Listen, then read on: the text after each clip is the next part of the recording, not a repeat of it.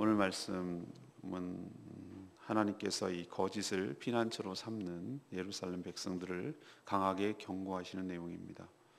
사망과 더불어 맺은 언약을 폐하시며 대신 한 돌을 시온에 두시고 또 그것을 믿는 자는 다급하지 않게 하시겠다고 하셨습니다. 하나님은 이 비상한 방법으로 자신의 계획한 일을 행하실 것인데 이 오만한 자가 되지 말라고 이사야 선지자는 경고합니다.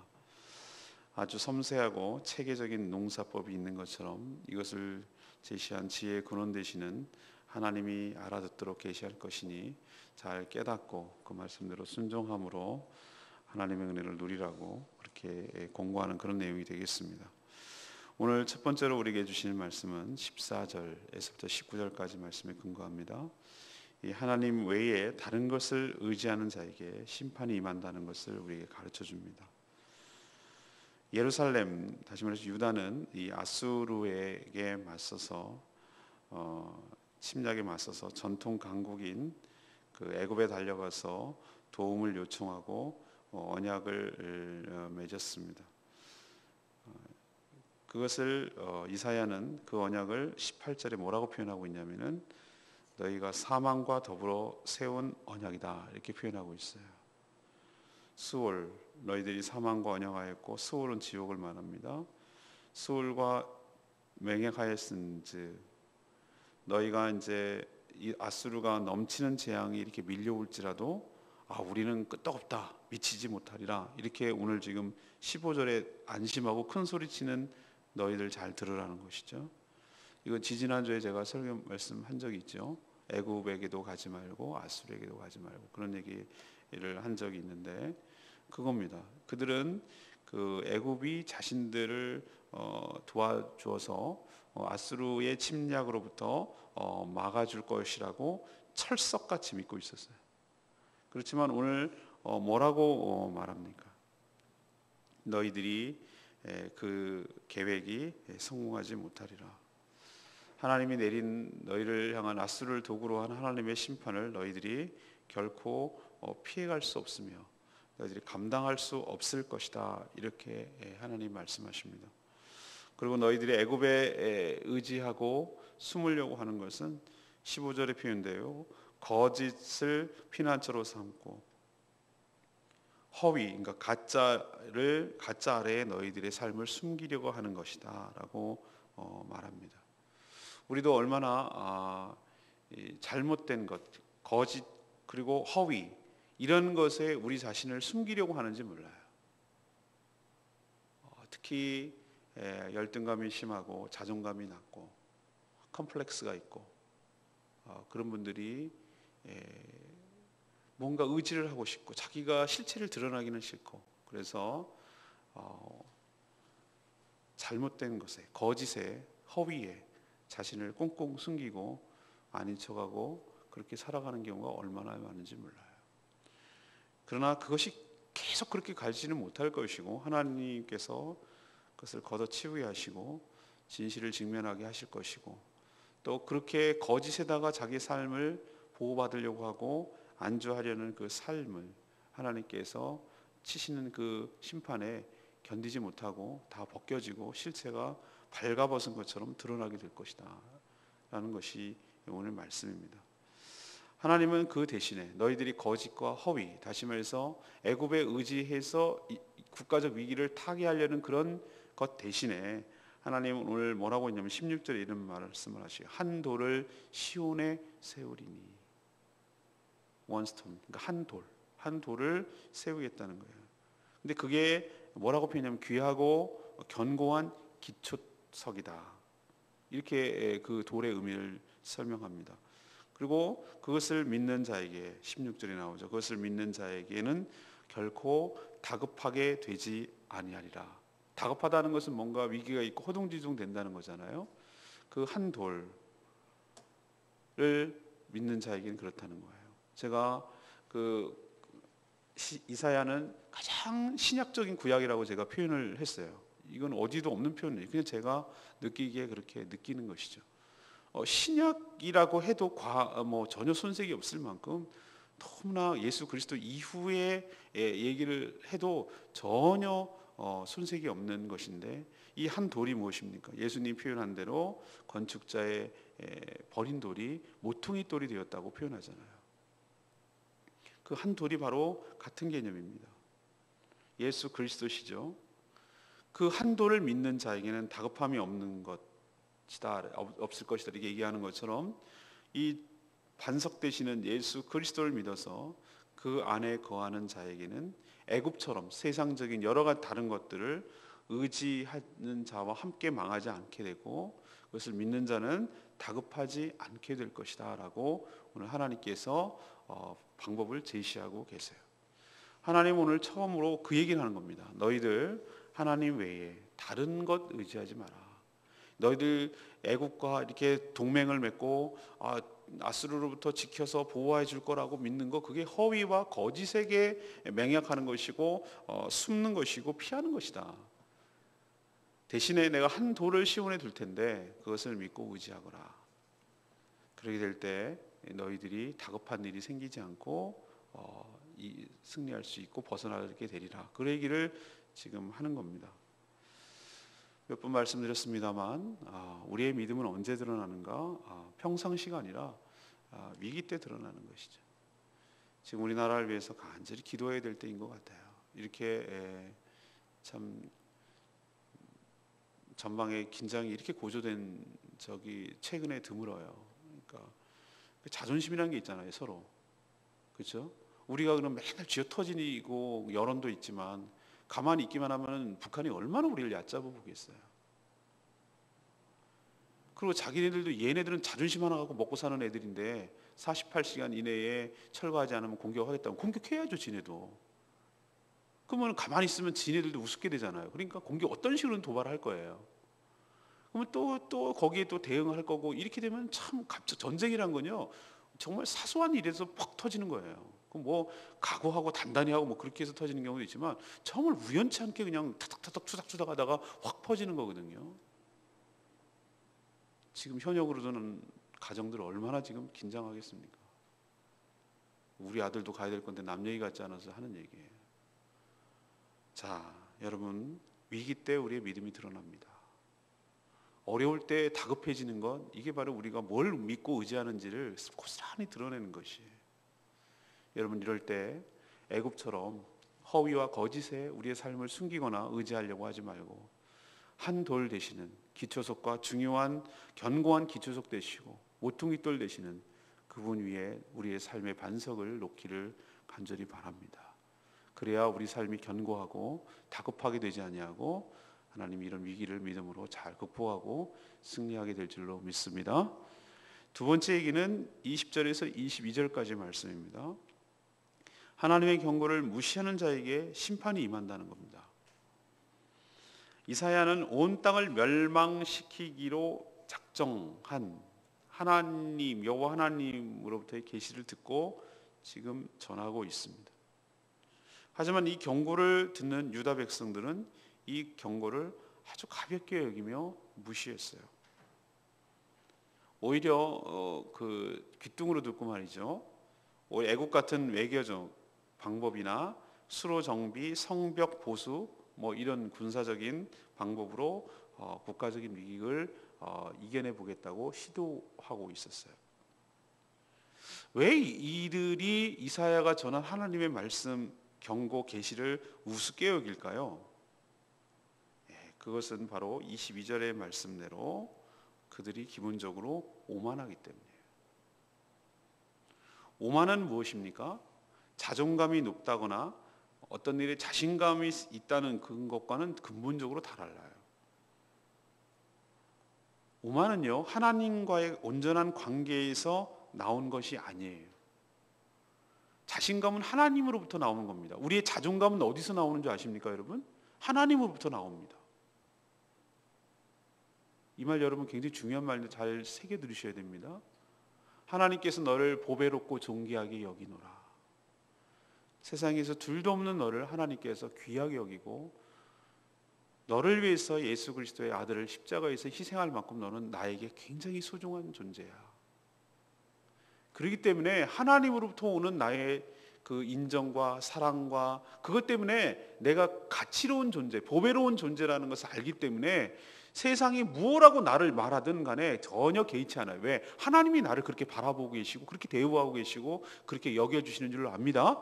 그렇기 때문에 그 자존감은 하나님과의 관계에서 나오는 거예요. 이 자존감이, 자아가 건강한 사람은 하나님과의 관계가 건강한 사람이에요. 가끔 봅니다. 동물들도 진짜 못생긴 동물이 있거든요. 가끔 가면은. 그런데도 그래도 주인의 사랑을 받으면요 얼마나 당당하고 자신감이 있는지 몰라요. 또 어떤 여자들 보면요 좀 객관적으로 보기에 좀 못생겼어. 그런데도 얼마나 그렇게 당당하게 사는지 몰라. 그게 왜 어디서 저게 나오지? 그렇게 보면은 그 정말 충분한 사랑을 받기 때문이에요. 그런데도 내가 보면 객관적으로 너무너무 훌륭해 보이는데도 괜히 모든 곳에 자신이 없고 위축되고 그런 건 뭐냐면은 이 하나님으로부터의 충분한 사랑과 이 자존이 회복이 되지 않아서 그런 것이. 그러나 오만은 전혀 그게 아니에요. 하나님과의 관계에서 나오는 그 자존감이 아니에요. 하나님을 배제한 거예요. 배제한 거예요.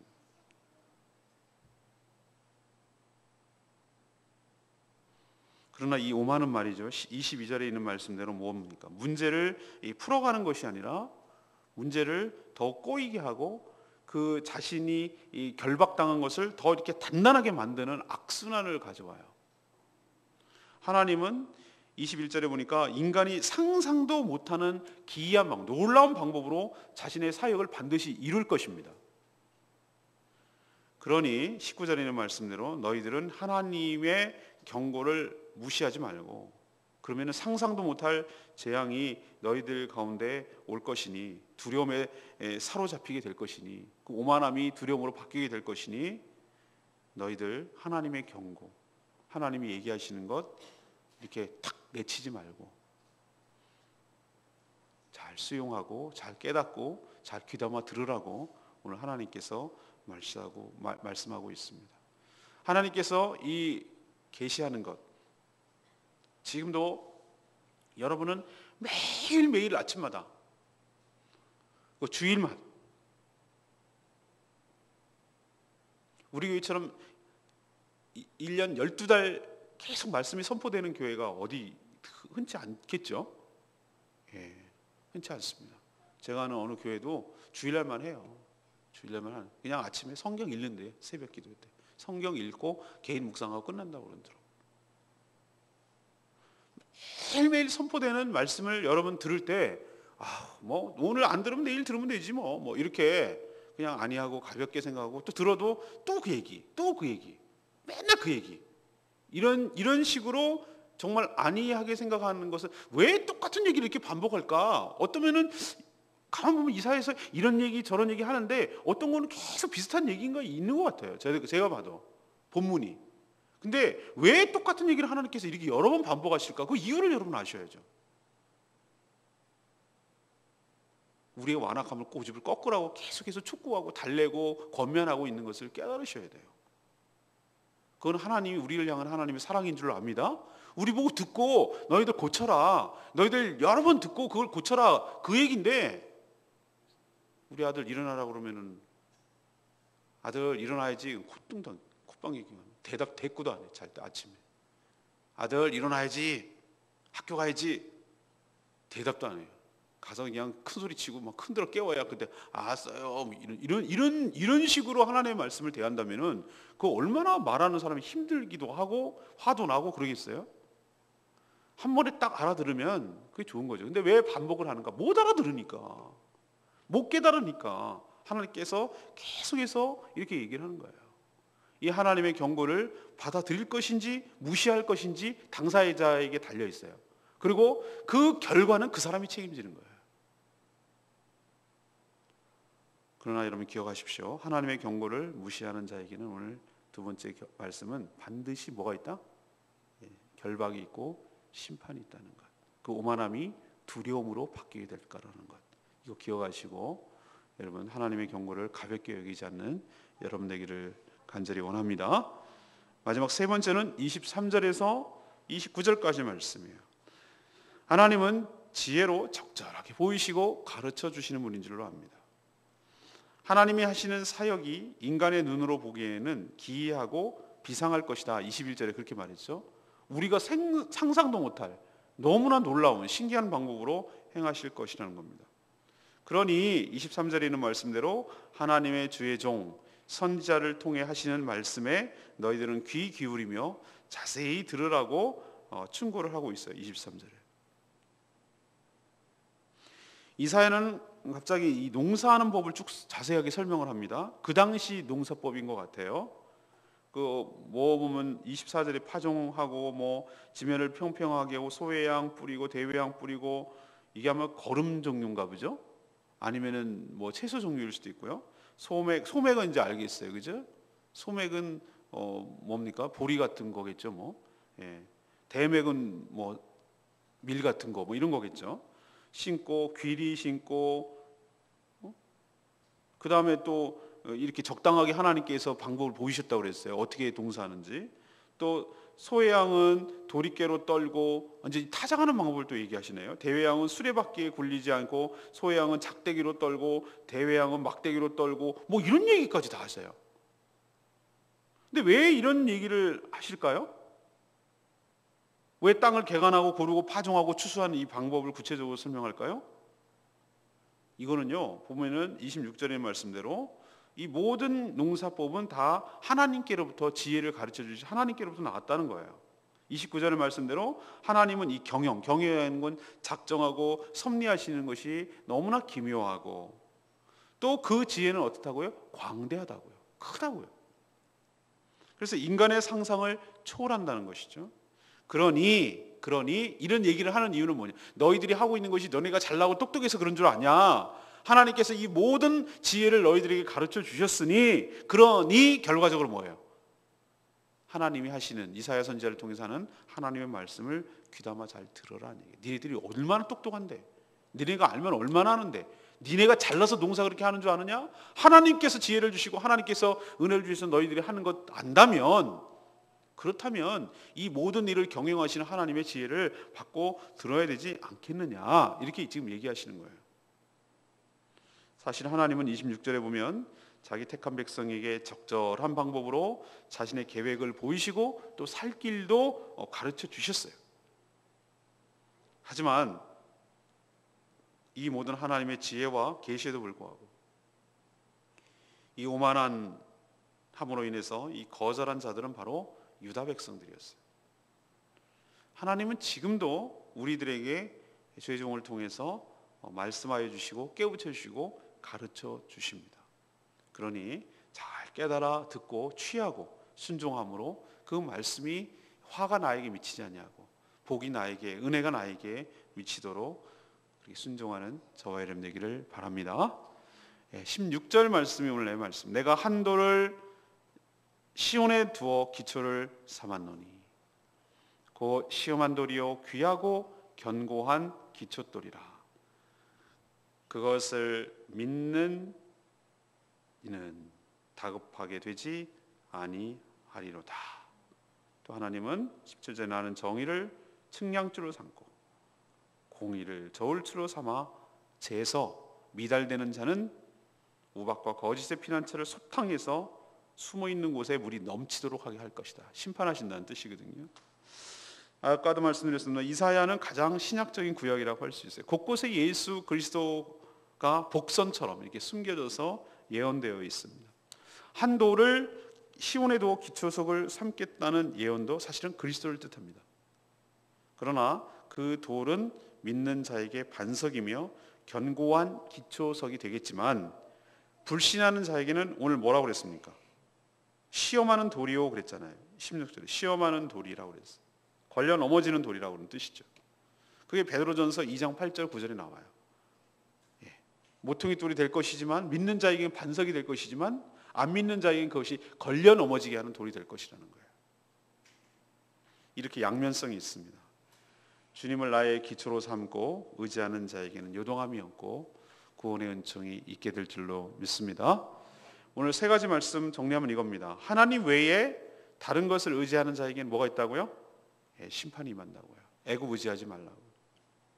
대신에 한 돌 대신은, 반석 대신은 예수 그리스도를 의지하라고 말합니다. 두 번째, 하나님의 경고를 무시하는 자에게도 역시 심판이 있을 거라는 겁니다. 결박이 더욱 단단해지게 만들고 꼬이게 될 것이라는 거예요. 하나님은 상상도 못할 방법으로 들어오니 너네들 마지막에 뭐예요? 니네 지혜에 의지하지 말고 하나님이 주신 지혜, 하나님이 계시한 계시를 신뢰하고 믿고 그렇게 따를 것을 촉구하는 그런 내용이 되겠습니다. 오늘 말씀 붙들고 승리하시기를 바랍니다. 기도하기 전에 우리 277장 부르고 기도하도록 하겠습니다.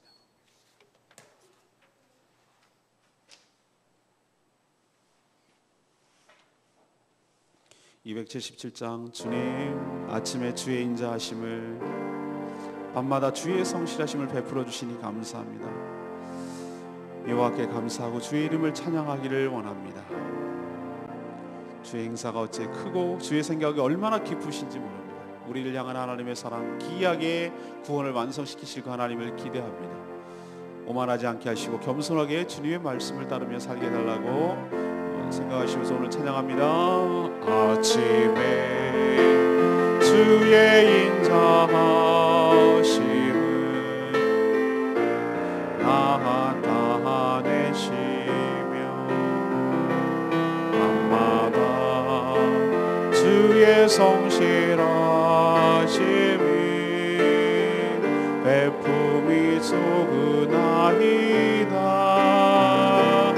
아침에 주의 인자하심이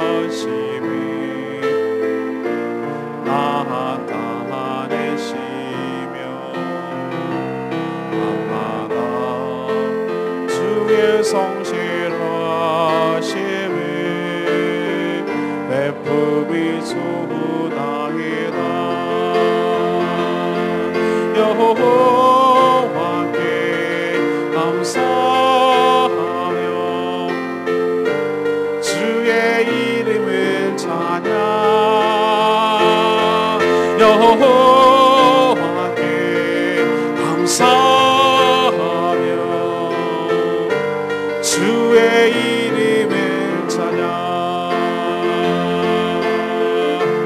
여호와여,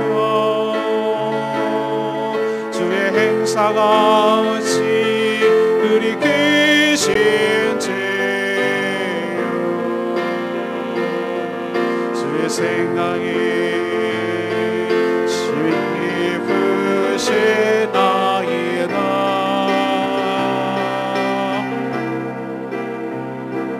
아침에 주의 인자하심을 나타내시며 밤마다 주의 성실하심을 베품이 소문하이다.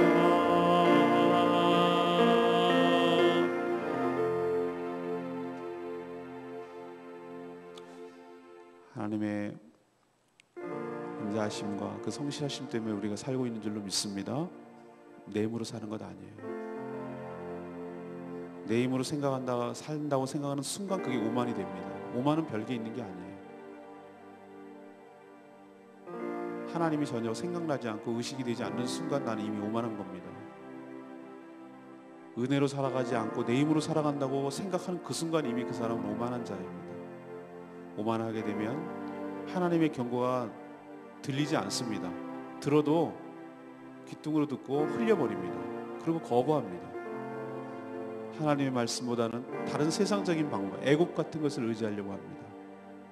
그 끝은 너무나 허망하게 처참하게 망가지고 맙니다. 주님, 저에게 보여주신 지혜, 놀라운 지혜, 귀한 일, 하나님 말씀 신뢰하고 주님만 의지하고 살아가는 저희들 되게 하여 주시고, 주의 인자하심과 주의 성실하심을 의지하고 살아가는 저희들 되게 하여 주시고, 그래서 하나님을 찬양하며 하나님을 높이기를 원하오니 주여 저희 삶을 주동하여 주시옵소서. 다 같이 동성으로 주여 외치며 기도하겠습니다. 주여 여호와께 감사하며 주의 이름을 찬양. 여호와께 감사하며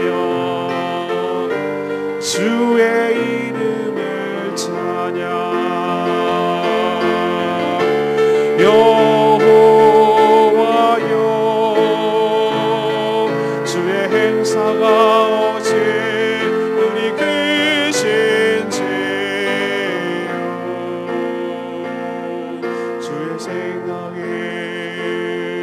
심히 깊으시나이다.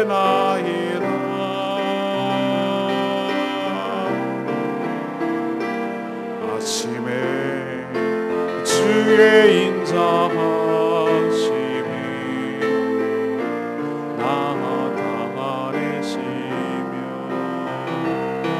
밤마다 주의 성실하심을 베푸며 좋으나이다.